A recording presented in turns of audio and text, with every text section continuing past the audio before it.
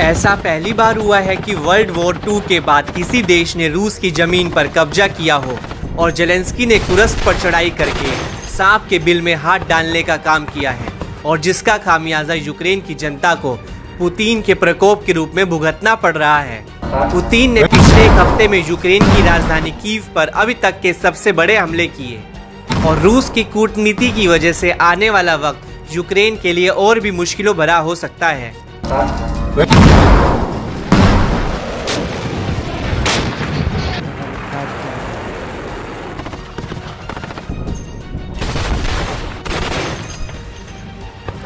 इस बीच ब्लूमबर्ग की एक रिपोर्ट में चौंकाने वाला दावा किया गया है। अगर ये सही साबित होता है तो माना जा रहा है कि रूस यूक्रेन युद्ध की दिशा और दशा बेहद बिगड़ सकती है।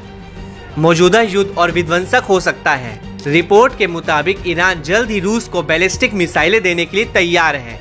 रूस और ईरान की लगातार बढ़ती साझेदारी पश्चिमी देशों के लिए मुश्किलें खड़ी कर सकती है। इस खबर के आग की तरह फैलने पर यूक्रेन के सहयोगी देशों ने भी तीखी प्रतिक्रिया दी है।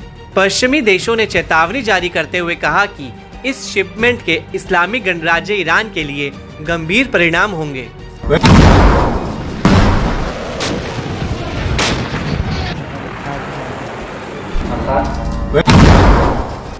खास बात है कि रूस यूक्रेन युद्ध में ईरान की पहली बार एंट्री नहीं हो रही है। इससे पहले भी ईरान ने रूस को अपने ड्रोन की बड़ी खेप मुहैया कराकर मदद की थी, जिनका इस्तेमाल करके रूस ने यूक्रेन को तगड़ा नुकसान पहुंचाया था। बताया यह जा रहा है कि रूसी सेना के पास बैलिस्टिक मिसाइलों के जखीरे में कम सटीक उत्तर कोरियाई हथियार पहले से शामिल हैं। ऐसे में ईरान से बैलिस्टिक मिसाइलों की मदद मिलती है तो ये रूस के लिए गुड न्यूज़, तो वहीं यूक्रेन के लिए खतरे की घंटी की तरह होगा।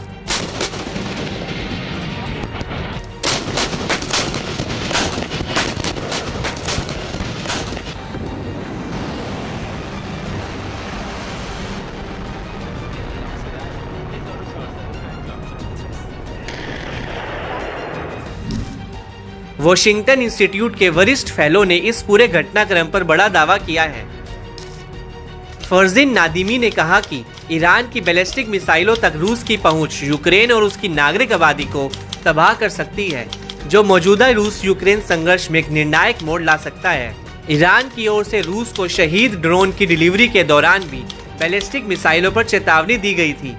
अगर रूस बड़ी संख्या में ईरान से सटीक गाइडेड बैलिस्टिक मिसाइलें लेता है तो ये रूस के लिए गेम चेंजर साबित होगा। इनमें से कुछ मिसाइलों में पश्चिमी यूक्रेन तक मार करने और रेलवे स्टेशनों जैसे महत्वपूर्ण लक्ष्य पर हमला करने की भी ताकत है। इसका नागरिकों पर बहुत बुरा प्रभाव पड़ने वाला है। रिपोर्ट में फिलहाल ईरानी मिसाइलों के रूस को ट्रांसफर किए जाने की कोई डेडलाइन की जानकारी नहीं दी गई है, न ही इनकी संख्या को लेकर कोई खुलासा हुआ है।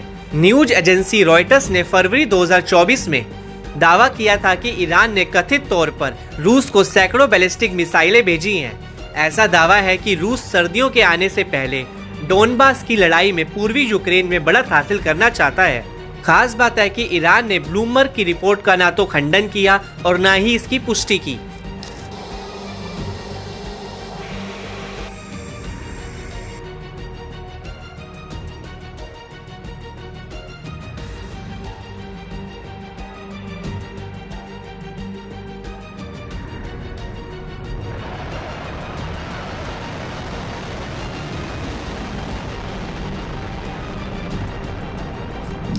गौरतलब है कि रूस को हथियारों की सप्लाई करने के लिए G7 देश पहले ही ईरान और उत्तर कोरिया पर कई प्रतिबंध लगा चुके हैं।